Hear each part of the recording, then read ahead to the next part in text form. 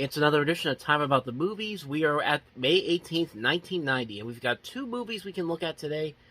Two noticeable movies featuring some of the biggest stars of Hollywood at the time.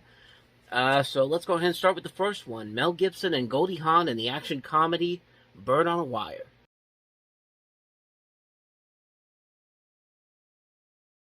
John Badham is, of course, the director whose work you should be very familiar with from his work from such noticeable films as Saturday Night Fever, War Games, Blue Thunder, Short Circuit, Stakeout.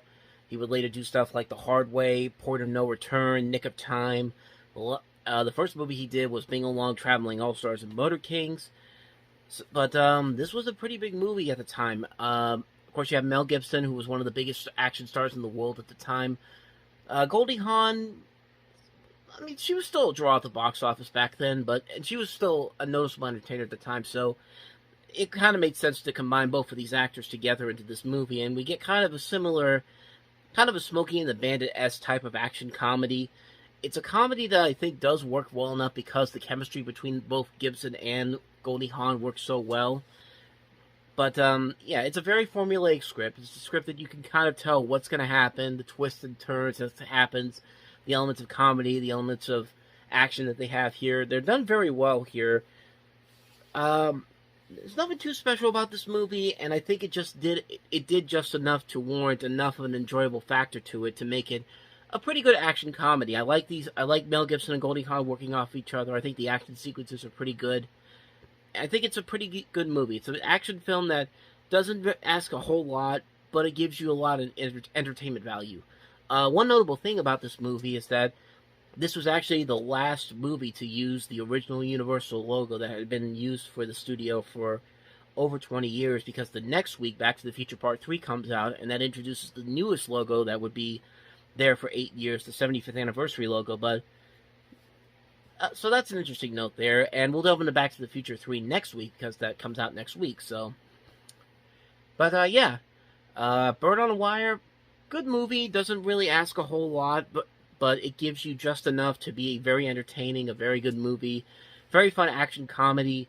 If you haven't seen it, I'd say definitely check it out, especially if you like watching the old school Mel Gibson action movies like this. You definitely get your money's worth, so that's Bird on a Wire. Let's go ahead and move on to the second of the big new releases, and that is Robin Williams in the comedy Cadillac Man.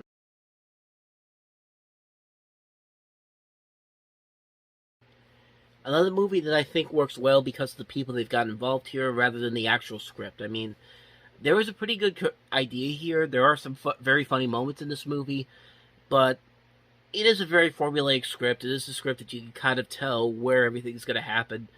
But what really puts it over to another level is the cast. I think Robin Williams is terrific in this movie. You also have Tim Robbins. You also have Pam Reed, Annabelle Sciorra, Fran Drescher, Judith Hoag, who would play April O'Neil in Teenage Mutant Ninja Turtles, Lauren Tom, who would go on to become a prolific voice actor on shows like King of the Hill, Futurama, and Codename Kids Next Door.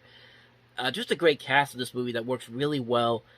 There are good funny moments in here. Maybe not a whole lot, but there are definitely a lot of good moments in this movie that I think really puts this up to a bit of a higher pedestal than what it would have been if they had gotten other actors besides the people that they got in this movie. Also of note here, something I found out that was very interesting, I found this out after Robin Williams passed away in 2014, is that I mentioned that Judith Hoag in this movie, who plays April O'Neil in Teenage Mutant Ninja Turtles, apparently she got all the information and all the little things that she needed to know about the Teenage Mutant Ninja Turtles and to play this character April O'Neil through Robin Williams. Robin Williams apparently was a big fan of the Ninja Turtles, and he actually helped her out because they were filming this movie, I believe, before they were shooting Ninja Turtles, or might have been the other way around. But I thought that was interesting of note here, and it's just another reason why Robin Williams was such a part of people's childhood, because he loved stuff like this. He liked the Legend of Zelda, which is why I think he named his daughter Zelda after the Legend of Zelda games. So just another one of the many reasons why Robin Williams was such an important part of people's childhoods and all that, because this is the guy who was not only a great comedic actor, a great actor overall, just a great entertainer overall, but he also had a hand in people's childhood favorites. I mean, nothing more you can say about Robin Williams that hasn't already been said already. As far as Cadillac Man goes, it's a good movie. Not one of his better ones, but still a very enjoyable film. I liked it a lot.